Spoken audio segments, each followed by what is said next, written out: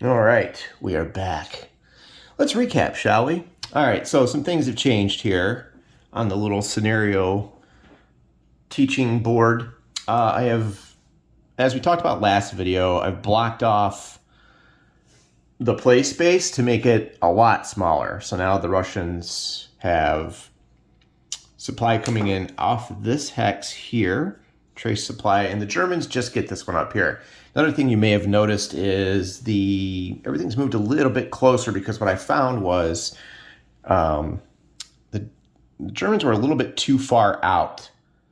And it was kind of boring first turn. It was like, oh, I'm going to move, and then they had to try to fuel up, and they couldn't really do anything. It might still be a little bit boring, so everything got moved in a little bit to get into the action right away. So if you remember our Soviet turn, Hedgehog was built here, and the armor moved north. We kept the HQ in the same spot. So now it would be the Germans' turn. And if you remember the scenario specifics, it is June 1st, and that would put us in 1942.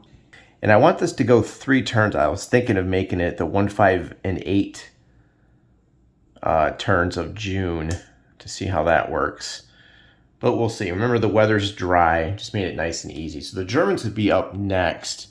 And going across the river is kind of, I'm thinking it might be suicide. I've kind of forgotten what's in here, but it's been a while. I know there's some tough units. You can always see the top combat unit. Yeah, there's a 12-2 in there. So that's going to be nasty. I think what we're going to do, we have to try to take this town. I think we're going to circumvent the river, and we're going to go north. And the thing that really kind of blows is the Germans have a lot of leg movement, leg track, not a lot of truck. So they can ignore the ZOC that's put out. They can actually just go right around. I think we should give that a try. Maybe bring our artillery in the back. I think the stack's going to have to split up. So in the stack is the 2nd Panzer. You can see the units here. I'm going to zoom in a little bit. There's a special rule in, they have 4 reserve markers also. The Soviets got no reserve markers. There's a special rule in Guderian's Blitzkrieg 2 about this 304 unit here. That's an interesting little rule. Let me find it real quick. And what it's called half-track conversions. It's interesting. Starting in January of 1942, the German player can dedicate any number of EQ replacement points to half-track conversions. A number of Panzer Division infantry regiments come in 2 flavors, one with a red background and the other without. So this is interesting right here. I found this to be kind of weird. Let me move that on camera some more here. Like, here's the 304th, right? Now you can you start with the non-red version out there unless specified by being called a PG or Panzer Grenadier unit, right? So this one would currently be in the stack. They can be converted into their red versions by the German player. To do so, he expends 1 EQ replacement point from any location on the map, or at the instant of earning it. For 2 regimental conversions, remove the REPL and convert 2 desired regiments to their red version wherever they happen to be. So I thought that was kind of interesting. So it makes them, it's almost like they jump up into half tracks, right? So they become more mobile, they get a little bit more firepower. But I found that to be an interesting little thing. And since we're January 42, we could do that. Well, I didn't really institute any replacement points or anything, but I'll probably skip it for this, but I just think that that's an interesting little rule. And that's in the GB2 book, page 4, under half-track conversions. 2.4 is the rule for that. Once converted, they can never go back to the non-red version, and only 1 regiment, if only 1 regiment is to be converted, it still costs the full REPL. The German player can convert regiments which are in the dead pile. So I thought that was kind of neat. And then it goes on to talk about some armored trains and things like that. Flieger Corps, things like that.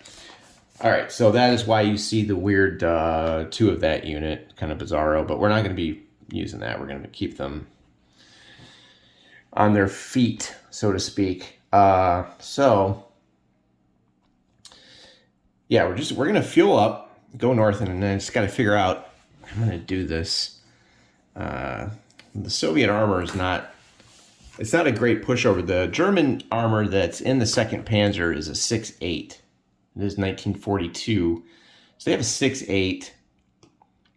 You know, track movement, of course. So I'd be curious to see how this is going to work. But let's give it a shot and fuel up and move. Remember, this is the entire stack that is represented by the formation marker here. So I'm going to use the formation move to probably fuel that entire dealio there. And then I guess we'll kind of see, we're going to see what happens as I try to swing. What can I do this turn? You know, the movement that I have is not, it's awful. And if we assume that all these guys are in combat mode, you know, I get a 3 hex movement there, 7 here. It's just not, if I want to get any attacks in this turn, I mean, obviously the armor's going to have to go in front, much like the real thing. And the infantry's going to have to straggle behind and perform some sort of a blocking move, maybe. I don't know. And I have some artillery. It's a tough call. We do have a naval warfare unit here that I put in this. It's an attachment, range of 2 hexes that could be useful for something. Again, only 3 movement. Do I want to waste an entire turn, you know, going in movement mode? We'll try it and see. I'm not the best OCS tactician, but let's give it a shot and see what happens. My goal is to at least get the armor up to do some sort of attack on the Soviet armor here, just to see if I can break it, because the Soviet player put him there for a reason. It's basically a bumper. That's why that brigade is there. So, I mean, let's see what happens, right? So that's what we've got so far. I made it smaller. Is it fair? Is it balanced? I have no idea. And we have supply source there, trace supply and trace supply. Okay, so let me do that. And basically we're going to move. And if you need a rehash on the fuel, the movement with fueling, what you want to do is look, I believe, let me just find it real quick for you. 12.5C. Pay fuel costs in any phase a unit incurs them at the instant they are incurred. I'm not going to flip them to move. I'm going to keep them in combat mode, of course. We're going to use formation method. Pay 1 SP to fuel a multi-unit formation. This fuel lasts until the next friendly cleanup phase. To mark this, flip the formation marker to its fuel side. Remember, that was a long time ago. We've done that. We flipped that over. And what we do have is we got a truck in there. That's a intrinsic supply unit, so to speak. I'm sorry, organic. I always forget my own terminology there. So you want to look at 13.2G. A multi-unit formation sometimes is given a special attached transport points. An organic truck is handled like other transport points, but they can never unload their SPs on the map, right? And they only allow units of the same multi-unit formation to draw their SP. They can never be combined to form extenders, and they can be put into reserve mode, and they can tag along with other retreating combat units. They can convert when captured into a single transport points, and they can withhold combat supply. So what I'm thinking of doing is players can use HQs to throw supply from organic trucks to units of that formation. The actual truck is right there, so I'm thinking I might pull from the truck, or do I not want to do that? I mean, maybe we shouldn't use the truck. I think we're okay without. Maybe that's probably a better idea. Maybe we don't use the truck. We keep them in the stack. We throw from here to here, HQ over to the entire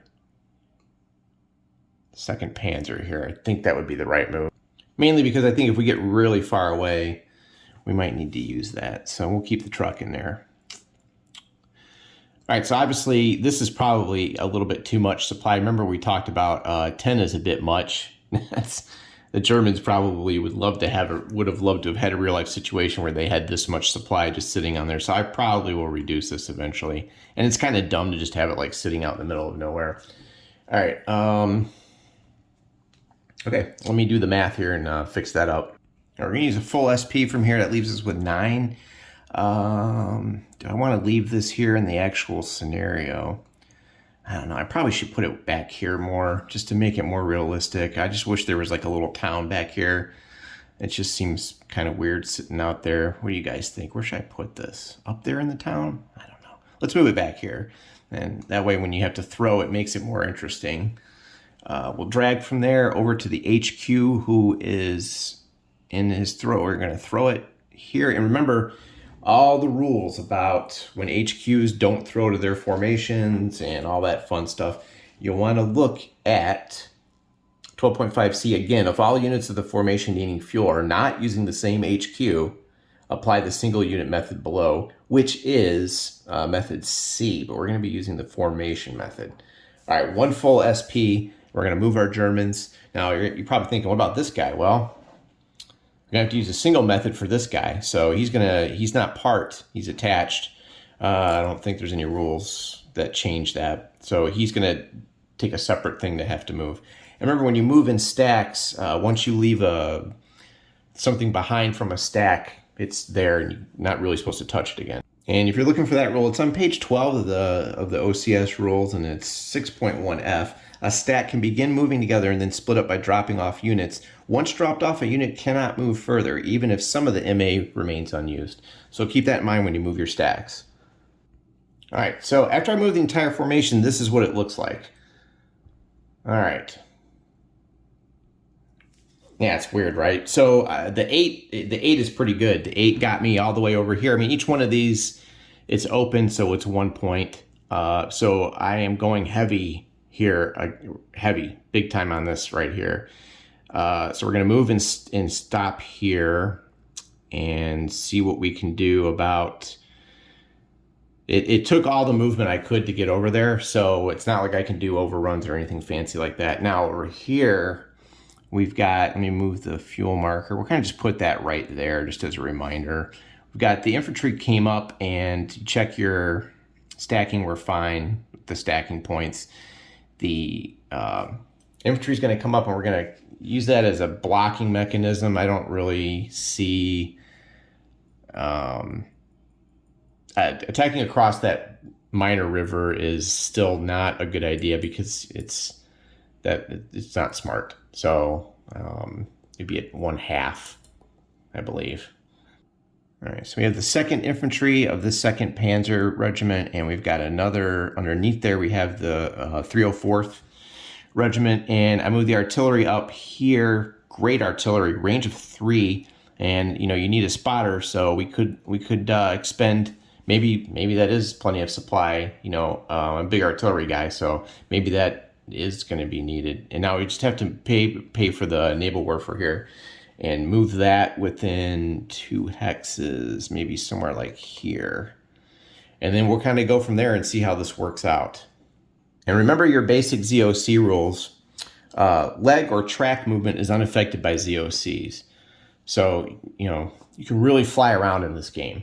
ZOCs aren't like a lot of the games where you have to stop once you enter them and things like that. So, okay, for the naval warfare unit here, we're going to have to use the single unit method. Pay 1 token per unit that needs fuel. This method can be used by any unit.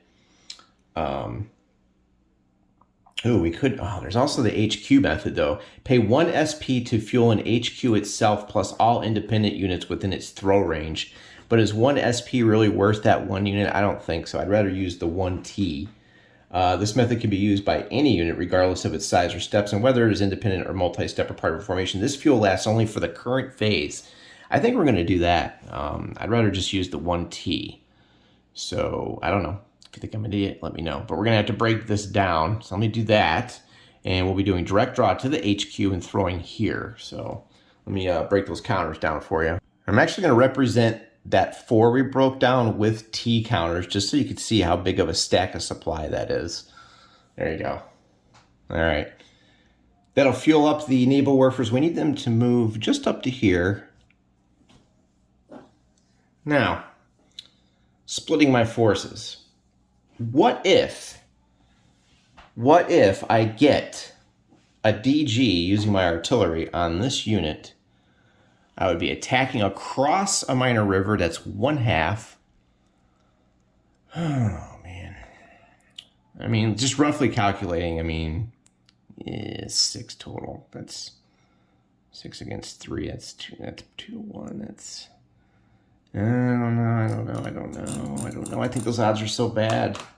Let me just take a look here. Even with the D... Well, a DG would reduce his strength a little bit, though. Do I risk it? Is it even worth it for that? Let's see, and that would be, of course, when you're minor river, that combat line is other terrain. Okay, duh, so open. Blah. Yeah, it's an interesting, I don't know, 2 to 1, it's an interesting little column, but there's going to be some other things, too, if you manage to get a DG. Is it really worth attacking a breakdown unit to try to, I don't know. Maybe I just kind of block. See, these are the decisions that's tough. That's why I don't want to do combat in this video. I want to get people's thoughts on that. I think this will be a crush, where we come up behind.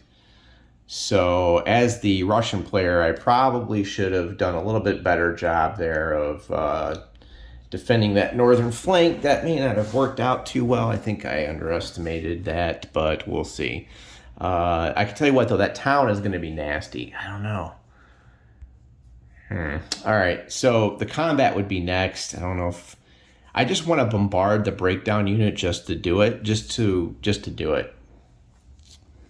I know, but you're wasting a lot of supplies there, Hudson. I realize that. That is a lot of artillery. Well, what's that going to cost me, just out of curiosity here? Barrage tables. Well, the naval warfare itself is 3 Ts. That's a whole counter here, back on our supplied thing. And the normal artillery is 18. That'll cost me 3 T. So they're both 3 T. That's 6 Ts of supply. Wow. Just on a stupid little breakdown unit. Now, I could do here and then here. I could bombard each of those units. And we have, oh, no spotter here. Damn it. Oh, I should have gone down, but I only have 3 movement points. I should have spread out more.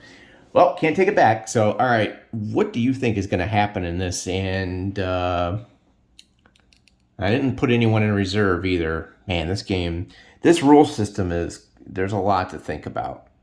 I mean, am I going to even need reserve markers in this? Probably not. I just threw them in there just in case. Yikes. Okay. So I moved my maximum amount of movement that I could to reach as far as I could. And there's the supply that we have left up here. I broke it all down. So, I don't know. You tell me what you think is going to happen, or if I should waste time doing the artillery thing. I don't know. So, let me think about it. Now, I guess I should have done the German turn proper. Kind of forgot about that, didn't I? Aircraft refit phase, reinforcement phase. No, so we're on to movement. And I didn't really give the Germans any air power to do hip shoots. I could have done that. So we're probably going to end up going... Man, that's tough. We're probably going to end up going to the supply phase, because there's no air naval barrages. You can't do artillery barrages right now. So I think we're going to be hitting up the supply phase where we check everything, and then there's going to be a reaction phase. The non-phasing player, that would be the Russians. So... do they have anything in reserve? They do not. So, the reaction phase, the non-phasing player can move his ships and aircraft and released reserves. You can destroy supply dumps. Released unit can move half their movement allowance and overrun. The non-phasing player's active units can perform missions. Barrage in the barrage segment. when ships and artillery, and this phase does not have a combat segment. So, would the Russians fire any artillery barrages during that reaction phase? I'm just trying to think ahead here. Did I even give them any? I did not. So it's going to be a pretty boring turn. There's not going to be much reaction stuff going on. And then that would, of course, take us to the combat phase. So we're going to be going, supply will be the next one. So that's our movement. And I want to know what you think about the combat that's coming up. Don't forget, we have to do a supply phase. I think we'll be fine. Of course, I didn't move the HQ, did I? Maybe we won't be so fine after all. Yeah. Well, he's got 10 track throw. 10 truck movement, I mean. So we have to watch out for ZOCs here. That one's negated. Yeah, I should probably go over real quick the rules for negating a ZOC. God, a ZOC. It's important to note that you can negate them. An enemy ZOC in a hex is negated if that hex contains a friendly combat unit at that moment. And further, the unit doing the negating will not spend MP later in the current phase. It is allowed to leave the hex, blah, blah, blah. The friendly combat unit doing the negation need not have a ZOC itself. An enemy is provided the unit doing the negating will not spend MP later in the current phase. Yes, that's true. Okay. So truck one, even without that negation, 1, 2, 3, 4, 5, 6, 7, 8. Okay, so we're actually still in throw range. That's a very impressive throw range. That's a really good HQ unit. So I think we're okay with the trace supply. Then you go back railroad-wise and all that fun stuff. Yippee, yippee, yippee. Okay, so even during supply, I think we're okay. So, all right, that's movement. Let me know if I should bombard the breakdown units. I got lots of supply, so why not, right? Maybe hope for a DG or something cool like that. I'm going to get this video up. And we're going to do, next will probably be the combat phase. I kind of just did the supply phase. I didn't mean to do it that quickly, but I think we're good there. So combat supply will be next in the next video. And, oof, that is tough. Other things going on. I've got Panzer coming in tomorrow and a bunch of expansions. I don't think Panzer is a good solitaire game because it does use like commands that you have to give. So I know a lot of people do play it, but it just seems like it would be weird. If you have any experience with Panzer Solitaire, let me know. But that'll be next, coming up pretty soon. We're going to go through that. But all right, so since I didn't play Saturday, I have a chance to really try to fine tune this little tutorial thing and see what happens. But all right, let me know what you think, and I will talk to everyone a little bit later. Oh, it'll probably actually be beginning of next week, maybe this weekend. We'll see. We will see. Thanksgiving's coming up. So, all right. Thanks for watching again. And thanks for all the likes and subscribes and get my numbers up there. I appreciate it. So have a good one. Have a good weekend.